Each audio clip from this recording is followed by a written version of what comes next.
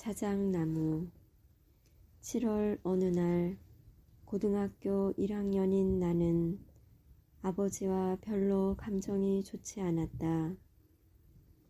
아버지는 남부 인디애나의 시골 의사이면서 해리퍼드 소떼와 몇 마리 말을 키우는 목장을 소유하고 있었다. 그 여름 아버지는 남쪽 들판으로 목장 울타리를 더 넓힐 계획을 갖고 있었다. 문제는 거기서 시작되었다. 우리는 목장 가장자리 무화과 나무 아래에 앉아 있었다. 아버지는 주머니에 칼로 신중하게 나무 조각 하나를 깎고 있었다. 아버지는 문득 300걸음쯤 앞에 있는 소나무들을 가리키며 말했다. 여기서부터 저기까지 우리는 우리의 울타리를 칠 것이다. 적당한 간격으로 말뚝박을 구멍을 110개 정도 파거라. 1m 깊이로 파야 한다. 그렇게 오래 걸리진 않을 게다. 나는 볼멘 소리로 말했다. 왜 굴착기를 쓰지 않는 거죠? 왜냐하면 굴착기를 쓰면 이를 통해 배우는 것이 아무것도 없기 때문이다. 우리는 우리의 울타리를 치면서 한두 가지 배울 필요가 있어. 나를 미치게 만든 것은 바로 그 우리는 우리의 울타리를 이라는 표현이었다. 우리라니 우리는 이 일과 아무 상관이 없었다. 그 일은 어디까지나 아버지의 일이지 내 일이 아니었다. 나는 단지 강제로 이 일에 끌려든 것일 뿐이었다. 나는 대단히 공정치 못한 일이라고 생각했다. 아버지가 갖고 있는 많은 점을 나는 존경했으며 아버지에 대해 내가 미칠 것 같을 때마다 그 점들을 기억하려고 애를 썼다. 하지만 그해 여름 나는 쉽게 화를 냈다.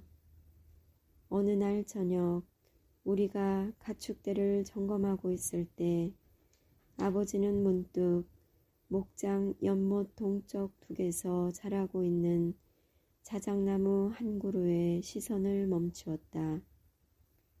그 나무는 땅에서부터 양쪽으로 가지가 갈라져 있어서 내가 즐겨 올라가 놀곤 하는 나무였다. 나는 한쪽 가지에 등을 기대고 다른 쪽 가지에 발을 뻗어서 단단하게 걸터 앉아 있곤 했다. 그런 자세로 하늘을 올려다보거나 책을 읽거나 아니면 적당히 그런 신용을 하며 놀곤 했다. 아버지가 말했다. 내가 어렸을 때는 저 나무에 올라가 삐걱거리며 앉아있던 게 생각난다. 요즘엔 통 그렇게 하지 않더구나. 화가 나서 나는 자신도 모르게 소리쳤다. 아버지가 왜 그따위 것에 신경을 쓰세요? 나는 헛간으로 달려가 연장 창고 안으로 뛰어들어갔다. 그리고 모통 위에 앉아 울음을 터뜨리지 않으려고 애를 썼다. 얼마 지나지 않아 아버지가 문을 열고 들어왔다. 아버지는 즐겨 사용하는 맞은편에 놓인 오래된 둥근 의자에 앉았다. 고개를 숙인 채 꽉 움켜잡은 두 손을 응시하며 앉아 있었지만 나는 아버지가 나를 쳐다보고 있다는 걸 느낄 수 있었다. 마침내 나와 아버지의 시선이 마주쳤다. 아버지가 말했다. 의사라 해도 자신의 가족을 진단하는 것은 별로 좋지 않다고 난 생각한다. 하지만 내가 보기에 너는 지금 바로 진단이 필요한 것 같다. 아버지는 나를 똑바로 쳐다보며 말했다. 자, 보자. 넌 지금 너 자신의 신체에 대해 이상한 느낌을 갖고 있다. 자신의 신체가 지금까지와는 다른 것 같거든. 넌 약간 성장이 느리다. 넌 다른 사람들은 너와 다르다고 생각하지. 그리고 넌 내가 멍청하고 답답한 세계에 살고 있다고 생각한다. 내가 너한테 너무 심하게 군다고 생각하고 내가 어떻게 이런 지루한 집안에서 태어났는가 하고 생각하지. 나는 놀랬다. 어떻게 아버지가 밤에 내 머릿속을 채우고 있는 불안한 고민들을 알았는지 이해가 가지 않았다. 사실은 너의 신체가 지금 변화를 겪고 있는 것이다. 내 혈관 속에는 전보다 훨씬 많은 양의 남성 호르몬이 흐르고 있는 거야. 내가 너에게 말하고 싶은 것은 이 세상의 어떤 어른도 지금 내가 16살 때 겪는 것과 같은 것을 쉽게 통과한 사람은 한 명도 없다는 것이다. 하지만 넌 그것을 통과하는 법을 배워야만 한다. 그것이 너의 근육을 자라게 하고 내 몸의 털도 자라게 하고 너의 목소리를 변화시키지. 내가 알기도 전에 그것이 너를 어른으로 만들어 줄 것이다. 적어도 너는 어른처럼 보일 거야. 하지만 어른처럼 보이는 것과 어른이 되는 것은 다른 것이지. 지금 너는 내가 그렇게 할 수 없다고 생각하지. 지금 너는 사람들이 너를 전혀 이해해 주지 않는다고 생각하고 있지. 정확한 지적이었다. 지난 몇 달 동안 나는 아무도 진정으로 나에 대해 알지 못한다고 생각하기 시작했다. 아무런 이유 없이 불안하고 슬프고 초조해지고 있었다. 게다가 그것에 대해 누구에게도 말할 수 없었기 때문에 정말로 고독한 느낌이 들었다. 나는 더 이상 어린아이가 아니었고 그렇다고 어른이 된 것도 아니었다. 나는 그 어느 쪽에도 소속될 수가 없었다. 잠시 후 아버지가 말했다. 그래서 너에게 도움을 줄 수 있는 한 가지가 바로 일을 하는 것이다. 힘들게 육체적인 일을 하는 것이지. 아버지가 그 말을 하자마자 나는 나를 돕는다는 그럴싸한 핑계로 내 여름방학을 온통 목장에서 일을 시키려는 게 아닌가 하는 의심이 들었다. 하지만 아버지에게는 타협이라는 게 없었다. 아버지가 어떤 것을 말하면 당연히 그렇게 해야만 했다. 아버지의 말은 곧 법이나 다름없었다.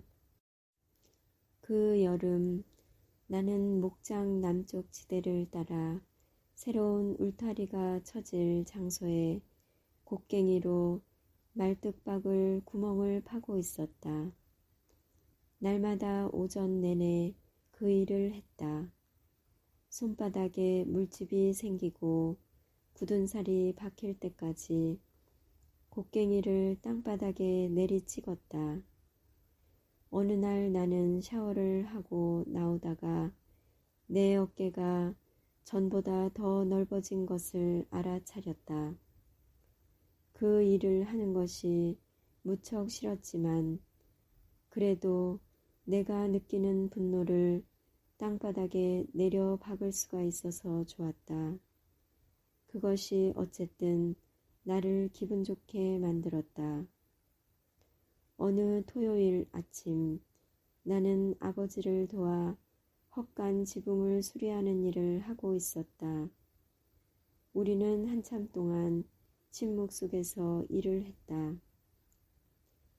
그러다가 아버지가 똑바로 나를 쳐다보더니 거의 내 생각을 읽은 듯이 이렇게 말했다. 넌 혼자가 아니야. 결코 혼자가 될 수 없어. 나는 손에 타르통을 들고 내 앞에 쭈그리고 앉아있는 아버지를 쳐다보았다. 이것을 생각해보라. 지금 내가 앉아있는 곳에서부터 헛간 저 아래쪽으로 금을 긋고 그 금을 따라 걸어가 봐라. 그러면 너는 이 세상에 살아있는 모든 것들과 만날 것이다. 대지란 그런 것이지. 그것은 우리 모두를 연결해 준다. 모든 살아있는 것들. 따라서 넌 결코 혼자가 아니다.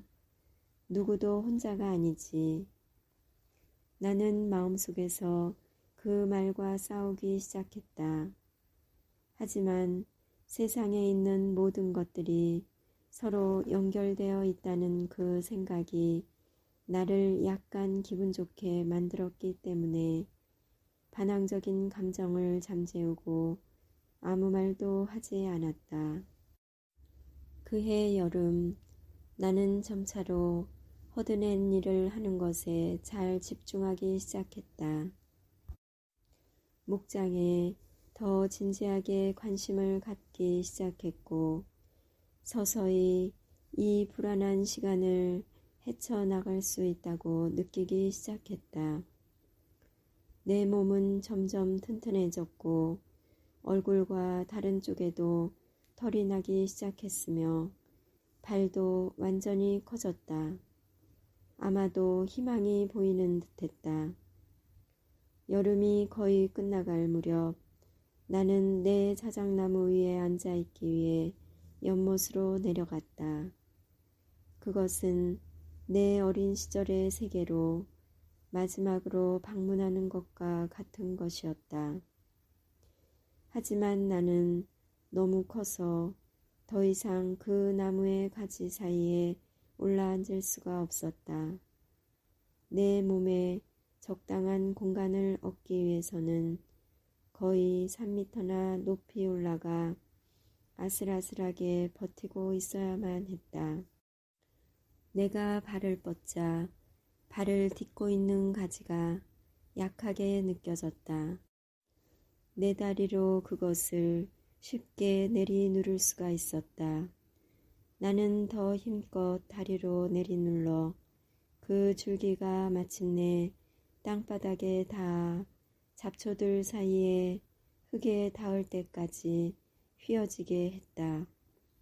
그러다가 나는 헛간에서 톱을 가져다가 장작으로 쓰기 위해 그 나무를 자르기 시작했다.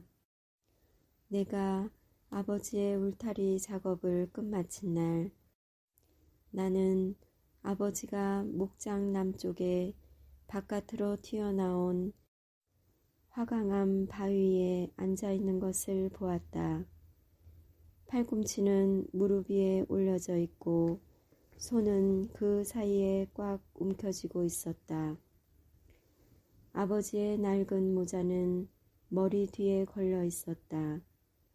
가까이 다가갔을 때 나는 아버지가 깊은 생각에 잠겨 있는 것을 알았다. 나는 그 납작바위 위에 있는 아버지 곁에 앉았다. 내가 말했다. 아버진 지금 비가 오지 않는 상태에서 이 풀들이 얼마나 오래 견딜 수 있을까를 생각하고 계신 거죠? 아버지가 말했다. 그래. 내 생각엔 얼마나 오래 갈 것 같니? 다음 주까지는 견딜 수 있을 거예요. 문제 없어요. 아버지는 고개를 돌려 내 눈을 깊이 들여다보았다. 말하고자 하는 요점을 정확히 이해하려고 할 때마다 아버지는 그렇게 하곤 했다. 물론 나는 내 의견이 아버지에게 그다지 중요할 것이라고는 여기지 않았기 때문에 목장의 풀들의 상태에 대해서 그만큼 진지하게 생각하고 말한 것은 아니었다. 한참을 그렇게 내 눈을 바라본 뒤에 아버지가 말했다. 그럴 수도 있지. 내가 옳을지도 몰라. 그러더니 아버지는 말했다. 넌 울타리 작업을 매우 훌륭하게 해냈다. 아주 잘했어. 만점을 줘도 될 만큼 아주 잘했다. 칭찬해줘서 고마워요. 아버지의 인정을 받자 나는 그 힘에 거의 압도되는 듯했다. 자신도 모르게 커다란 미소가 얼굴에 떠올랐다. 그때 아버지가 말했다. 넌 아주 멋진 남자가 될 거다. 하지만 어른이 된다고 해서 내가 어렸을 때 좋아했던 모든 것들을 버려야만 한다는 것은 아니다. 나는 아버지가 일전에 내가 내 자작나무를 베어버린 것에 대해 말하고 있다는 것을 알았다. 나는 아버지의 주름진 얼굴을 보았다. 이제 아버지는 전보다 훨씬 늙어 보였다. 아버지는 웃옷 주머니에 손을 넣어 나무 조각 하나를 꺼냈다. 담배값만한 크기의 나무 조각이었다. 아버지가 말했다. 널 위해 이걸 만들었다. 아버지는 내 자작나무의 한복판을 잘라 만든 그것을 내게 건네주었다. 아버지는 그 나무 조각의 한쪽 면에다 조각칼로 잎사귀가 모두 매달린 크고 강한 자작나무 한 그루를 도드라지게 파놓았다. 그리고 그 나무 아래에는 이런 글씨가 새겨져 있었다. 우리의 나무. 처음으로 나는 그 우리라는 말이 마음에 들었다.